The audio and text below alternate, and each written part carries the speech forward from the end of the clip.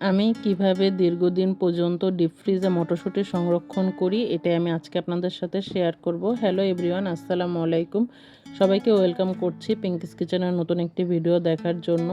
তো আমি এখানে প্রথমে একটা ফ্রাই প্যানের মধ্যে পানি দিয়ে নিয়েছি, তারপর এখানে দিয়ে দিয়েছি হাফ চা চামচ লবণ।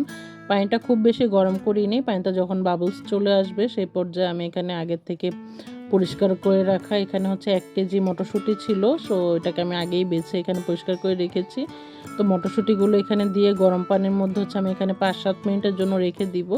এবং যখন আমি এখানে মটরশুঁটিগুলো দিয়েছি তখনই কিন্তু আমি চুলার জালটা বন্ধ করে দিয়েছি, নাহলে কিন্তু মটরশুঁটিগুলো একদম সেদ্ধ হয়ে যাবে এবং কালারটাও কিন্তু চেঞ্জ হয়ে যাবে।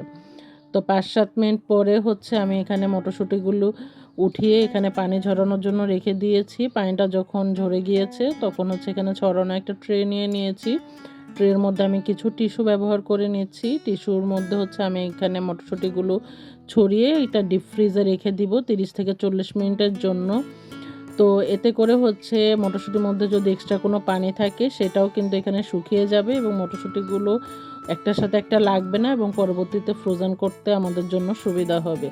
তো আমি এখানে 30 মিনিটের জন্য মটরশুঁটিটা ডিপ ফ্রিজে রেখে দিয়েছিলাম এবং মটরশুঁটিগুলো ছড়ানো একটা কিছুতে দেওয়ার কারণে কিন্তু এটা একটার সাথে লাগেনি এবং অনেকটাই কিন্তু এটা ফ্রোজেন হয়ে গিয়েছে। আমি 30 মিনিট পরে এটা বের করে নিয়েছি। এখন এটা আমি হচ্ছে ফ্রোজেন করে রাখবো। আমি হচ্ছে আজকে এই জিপলক ব্যাগটা ব্যবহার করছি। আপনারা চাইলে যে কোনো এয়ারটাইট বক্সেও হচ্ছে মটরশুঁটিগুলো রাখতে পারেন।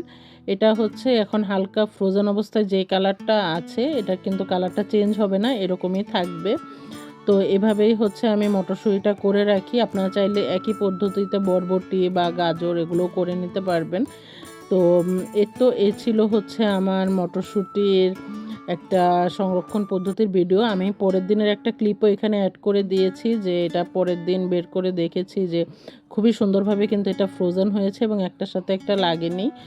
তো এই ধরনের ভিডিও যদি আপনারা আরও দেখতে চান আমাকে কমেন্ট করে জানাবেন, আমি চেষ্টা করব সেগুলো আপনাদের সাথে শেয়ার করার জন্য।